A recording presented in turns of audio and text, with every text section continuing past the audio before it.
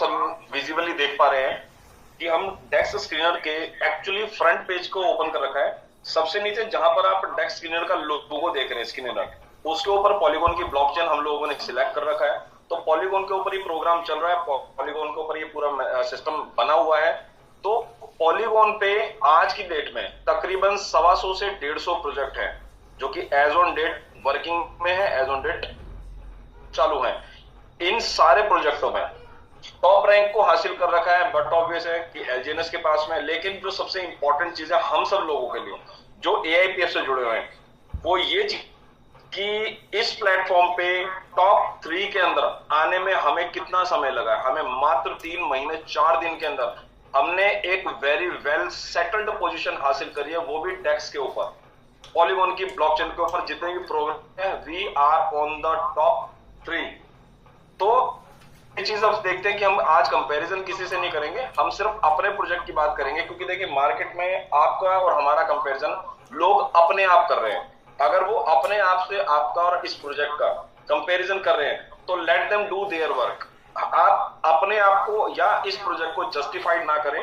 तो हम भी आज किसी कंपेयर नहीं करेंगे। आज हम सबसे पहले अपने प्रोजेक्ट के रिगार्डिंग बात करते हैं कि हम कौन है, कहां है, क्या है और किस तरीके से हम लोग काम कर रहे हैं। आज का जो सिस्टम में एआईपीएफ पे एक सिंगल टोकन का जो करंट वैल्यू है वो सबके सामने विजिबल है। 1.95 यूएसडीटी इज इक्वल टू 1 एआईपीएफ। तो जो लोग यहाँ पे पिछले 10 दिन से जुड़े हुए हैं, 20 दिन से जुड़े हैं, हाल फिलहाल में जुड़े हैं, या जो पिछले 2-3 महीने से लगातार सिस्टम को मॉनिटर कर रहे हैं, लगातार सिस्टम में काम कर रहे हैं, वो देख पा रहे हैं कि हाँ सिस्टम बड़ी स्टैग्नेंटली बहुत बहुत बहुत जैसे कह सकते हैं ना कि आप बहुत सिस्टमैटिक तरीके से अपनी वैल्यू को ग्रो कर रहा है, सिस्टमैटिक तरीके से ही अपनी वैल्यू को इंक्रीज कर रहा है। और साथ ही साथ में हम day by day community wise भी बहुत अच्छे लेवल पे ग्रो कर रहे हैं। आज की डेट में सिस्टम की जो लिक्विडिटी का साइज है वो 1.1 मिलियन का है, जो कि 100% लॉक है।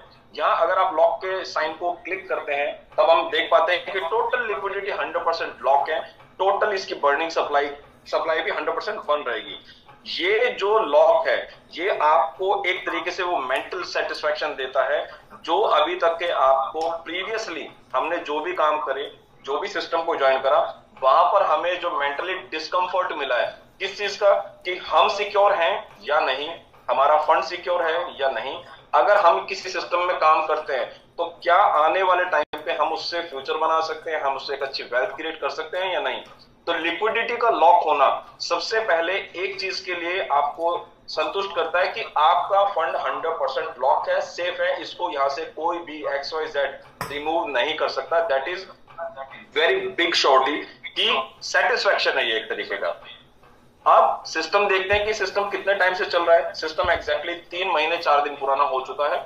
सिस्टम के अंदर कितनी एआईपीएफ की सप्लाई है और कितनी यहाँ पर यूएसडीटी है, ये सबको विजिबल है कि 50-50% की इसमें शेयरिंग है और टोटल मिला के 1.1 मिलियन की एक्चुअल में लिक्विडिटी की सप्लाई है। टैक्स के ऊपर अवेलेबल आज की डेट में जो सिक्योरिटी मेजर करते हैं वो ये 3 प्लेटफॉर्म करते हैं, जिसमें Go Security, Quick Intel and Token Sniffer है। सारे प्रोजेक्टों में कहीं ना कहीं कोई ना कोई लैक है, कहीं ना कहीं कोई कमी है, कहीं या तो उनके मैनेजमेंट में कमी है, उनके मैकेनिज्म में कमी है, या उनकी जो सप्लाई है वो इंटीग्रेटेड नहीं है, या उसके अंदर कोई चीज इस तरीके की जहां पर आपका पैसा सेफ या सिक्योर नहीं है।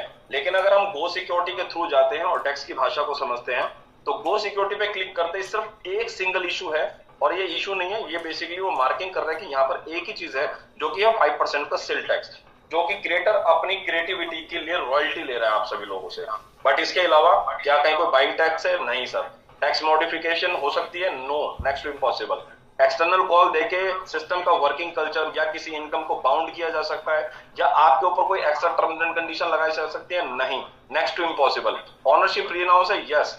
हिडन ऑनर है? नो।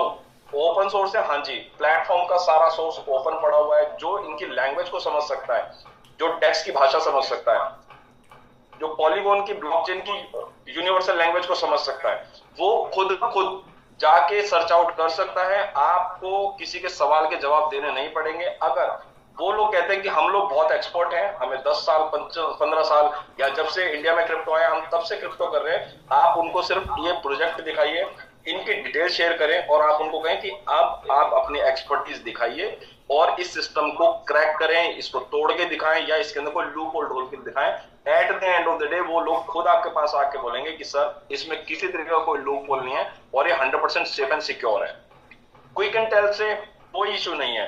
टोकन स्निफर एक हमारे सबके लिए एक नया अचीवमेंट है, ये पूरे एंटायर सिस्टम के लिए एक बड़ा अचीवमेंट है कि टोकन स्निफर ने भी आपकी पूरी फाइल देखने, सुनने, समझने के बाद में, इसका पूरा मैकेनिज्म समझने के साथ में आपको 100 आउट ऑफ 100 मार्किंग दी कि आप एकदम सेफ एंड साउंड और एकदम सिक्योर प्रोजेक्ट लेके आपके हमारे पास में आए, तो आप 100 आउट ऑफ 100 करते हैं। तो ये हमें हाल फिलहाल के अंदर ही मिला है और ये आपके और हमारे सबके लिए एक बड़ा अचीवमेंट है यहाँ पर।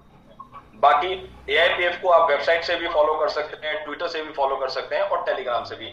जितने भी ऑफिशियल अपडेट हैं, जो भी चीजें सिस्टम की ओर से आते हैं, कोई नया अचीवमेंट अगर सिस्टम को मिलता है तो वो सबसे पहले आपको वाया टेलीग्राम अपडेट होता है।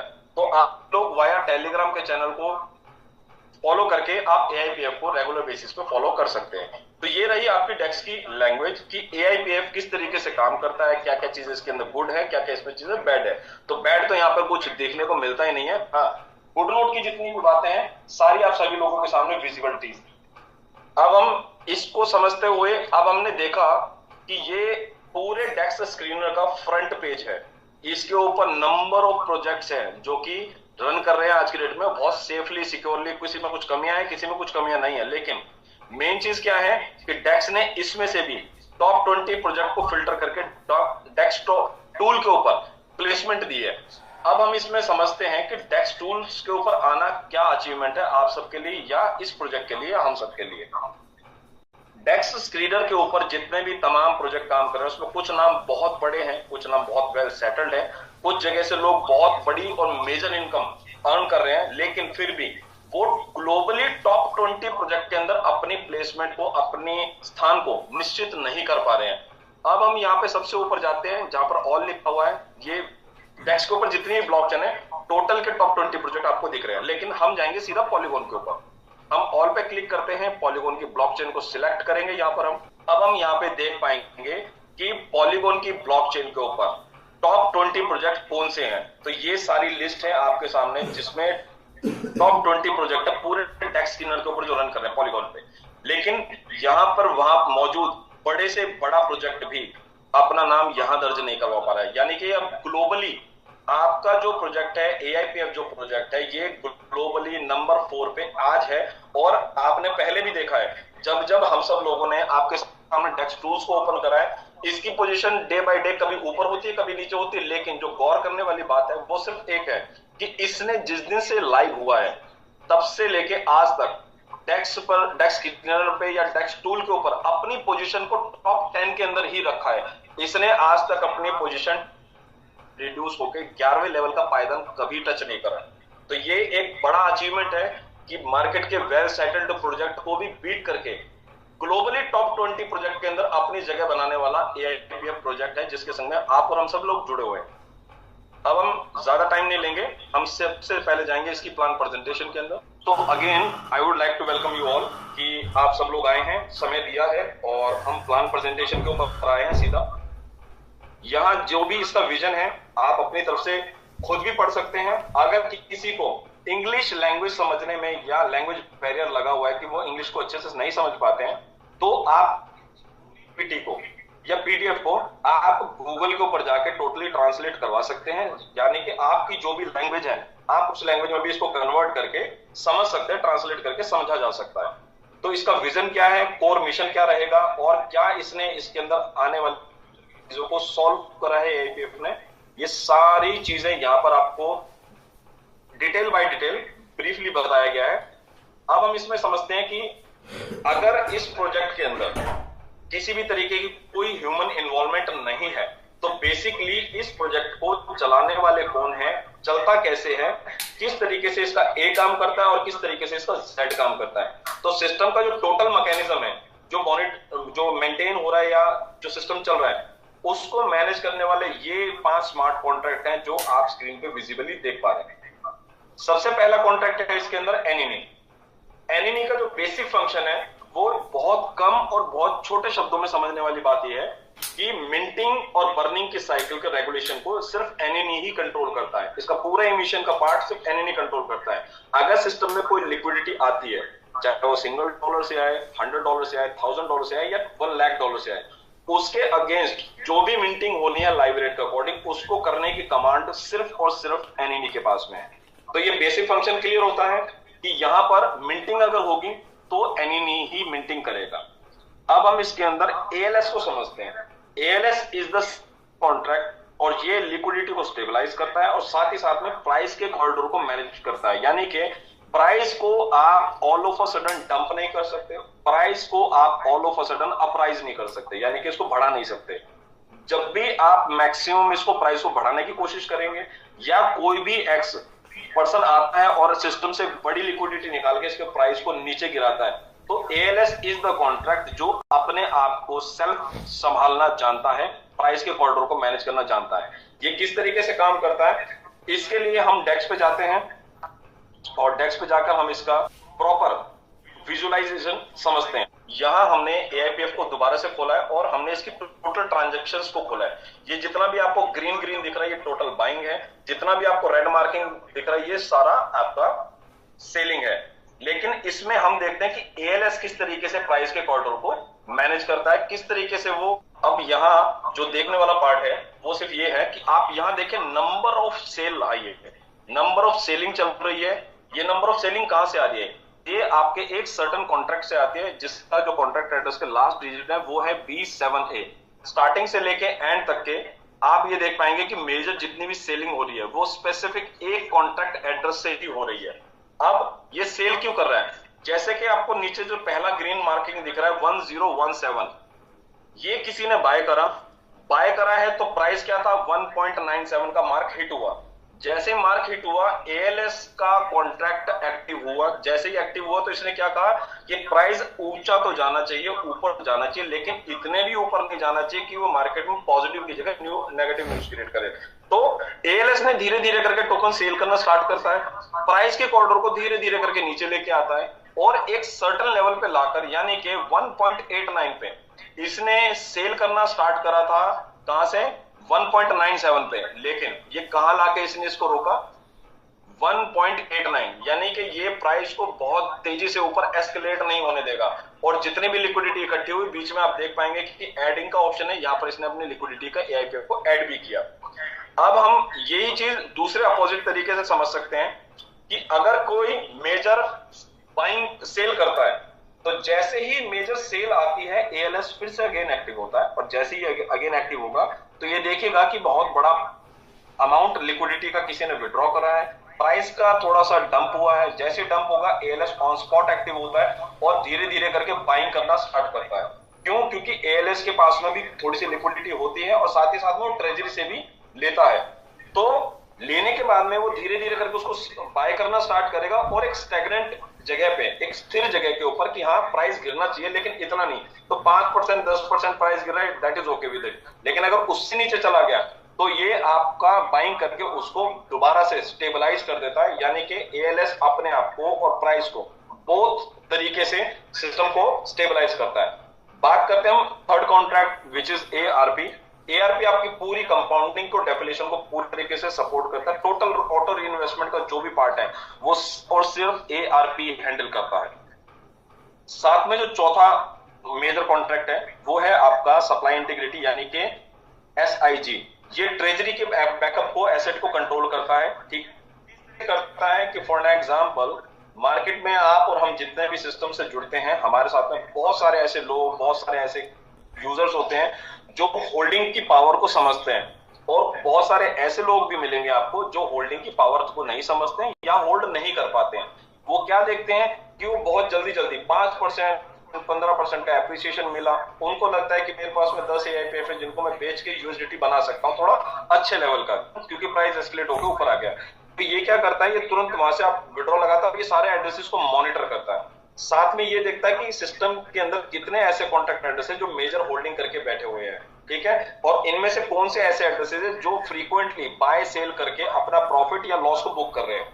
तो मैं most of the time her system के अंदर 20 से 30% और 40% ऐसे ही लोग हैं जो बहुत मिनिमम प्रॉफिट के ऊपर सेल करते हैं और बहुत मिनिमम लॉस के ऊपर बाइंग मारते हैं, तो उनको 2x 3x 4x का बेनिफिट नहीं जाए, या सिस्टम के ऊपर 2x 3x 4x का बेनिफिट देने का लोड ना पड़े, इस लोड से बचाने के लिए एसआईजी पूरी तरीके से मॉनिटरिंग करता है और 12 से 24 घंटे के स्लैब के 10% से 5% इंटीग्रिटी को नीचे लेके आता है। साथ ही साथ में एक जो माइनस पॉइंट है जो सबके दिलों में है, सिस्टम में नहीं है, लेकिन हम यही सोचते हैं कि आज हम इस सिस्टम को ज्वाइन कर रहे हैं, आज हम इसमें काम करना चाहते हैं, क्या गारंटी है हमें कब तक के पे आउट मिलेगा, पे आउट की साइकिल टूट तो नहीं जाएगी, हमारा पैसा कब तक के सिक्योर है, जिसका पैसा हम इन्वेस्टमेंट करवा रहे हैं उसका पैसा कहां तक के सिक्योर है। तो और सबसे स्पेसिफिक गारंटी आपको जो कॉन्ट्रैक्ट देते हैं वो एएलपी है। एएलपी कमिटेड है आप लोगों को और हम लोगों को 250 दिन के लिए पे आउट देने के लिए। एएलपी ट्रेजरी के अंदर तकरीबन 250 दिन का आपके आरओआई को मेंटेन रखता है, ताकि आपका पे आउट 250 दिन तक के अनब्रेकेबल रहे, ये किसी भी तरीके से टूटना नहीं चाहिए। क्योंकि किसी भी सिस्टम का जो सबसे बड़ा नेगेटिव पार्ट है वो यही है कि अगर उसका पे आउट टूट की साइकिल टूटी या ब्रेक हुई एक दिन के लिए भी, तो सिस्टम के अंदर नेगेटिविटी और मार्केट के अंदर अनस्टेबलाइज यानी कि केओस क्रिएट हो जाता है। उस केओस से बचने के लिए एएलपी कमिटेड है आपको 250 दिन का के लिए। But due to some reason कभी भी ट्रेजरी के अंदर आपका 250 दिन का पे आउट नहीं है, तो जब तक का 250 दिन का पे आउट है ये एक टोकन के सामने एक ही टोकन मिंट होने देता है। और ALP is the only contract जो किसी अदर कॉन्ट्रैक्ट को कॉल कर सकता है या कमांड कर सकता है। अगर गलती से ट्रेजरी के अंदर 250 दिन का पे आउट नहीं है, सिर्फ और सिर्फ 240 डेज का है, तो एएलपी एक कॉन्ट्रैक्ट है जो एनएनयू को कमांड करता है का बैलेंस शॉर्ट है, आप थोड़ी सी मिंटिंग कीजिए और ये जो 10 दिन का बैलेंस शॉर्ट है इसको आप 250 दिन पे ही लेके आइए। तो ट्रेजरी के अंदर ना 250 दिन से बैलेंस कम होना चाहिए, ना ही 250 दिन से ज्यादा होना चाहिए। अगर 200 दिन का पे आउट है ट्रेजरी में, तो एएलपी एक टोकन के सामने 2 टोकन मिंट कराता है। अगर 150 दिन का पे आउट रह गया है तो एक टोकन के सामने 3 टोकन मिंटिंग करवाता है। अगर $100 दिन का रह गया है तो एक टोकन के सामने 4 टोकन मिंट कराएगा। And by default due to X reason अगर 100 डेज से भी नीचे का पे आउट जाता है तो एएलपी एनएनई को मैक्सिमम कमांड दे सकता है एक टोकन के अगेंस्ट में 5 टोकन मिंट करने के लिए, सो दैट कि ट्रेजरी को किसी भी तरीके से बैलेंस किया जा सके 250 दिन के लिए, कि 250 दिन का पे आउट किसी भी कॉस्ट पे टूटना नहीं चाहिए। तो ये वो 5 कॉन्ट्रैक्ट हैं जो आपकी minting, price stability, auto reinvest, तो ये वो मेजर 5 कॉन्ट्रैक्ट हैं जहां से आपका ये पूरा मैकेनिज्म काम कर रहा है। अब कौन सा कॉन्ट्रैक्ट क्या काम करता है ये इसकी लैंग्वेज आपको मैकेनिज्म के अंदर भी दिया हुआ है। किसी को पढ़ने में दिक्कत हो तो इसको ट्रांसलेट अपनी लैंग्वेज में, रीजनल लैंग्वेज में आप कर सकते हैं। अब हम इसको समझते हैं कि हम इस सिस्टम को ज्वाइन कैसे कर सकते हैं, हम इसका पार्ट कैसे बन सकते हैं। तो यहाँ आप सिंगल टोकन लेकर भी इसकी पार्ट बन सकते हैं। आप इसको मॉनिटर कर सकते हैं डे बाय डे, इसको डिसीजन ले सकते हैं कि हाँ अब मैं अपना प्रोजेक्ट ज्वाइन करा है, उसमें अभी मैंने फर्दर इन्वेस्टमेंट नहीं की थी, मैंने ये टोकन लिया, मैं सिस्टम को देख रहा हूँ, मॉनिटर कर रहा हूँ और सिस्टम अच्छे से ग्रो कर रहा है, अब मैं अपना प्लान कर सकता हूँ। तब आप अपना सेल्फ डिसीजन लेके भी अपनी जो भी प्लानिंग है वो कर सकते हैं। लेकिन अगर हम बॉन्ड पैकेज की बात करते हैं तो यहाँ पर आप 5 तरीके से सिस्टम को ज्वाइन कर सकते हो। पहला है फ्लेक्सिबल। फ्लेक्सिबल में आपका मिनिमम जो स्टेकिंग पीरियड है वो 2 आवर्स का रहेगा। अगर 24 आवर्स का आप फ्लेक्सिबल को ज्वाइन करते हो, इसमें हमें मिलेगा क्या, इसमें हमें 0.60% की डेली आरओआई मिलती है, पर डे मिलती है। ये दिन के 2 ब्रेकअप में मिलेगी, हर 12 घंटे में आपको पे आउट रिलीज होता है। यानी कि ये जो 0.60% हमें डेली मिलता है, ये आधा यानी कि 0.30% हमें पहले 12 घंटे में मिलता है और 0.30% हमें नेक्स्ट 12 घंटे में, यानी कि पूरे दिन के अंदर 24 घंटे में ये 0.60 की कैलकुलेशन कंप्लीट कर लेता है। लेकिन अगर ड्यू टू XYZ रीजन वो ये कहता है कि मैंने जो फंडिंग अपनी फ्लेक्सिबल में लगाई है उसकी मुझे नीड पड़ती है या मैं उसको विड्रॉ करना चाहता हूं, अगर फ्लेक्सिबल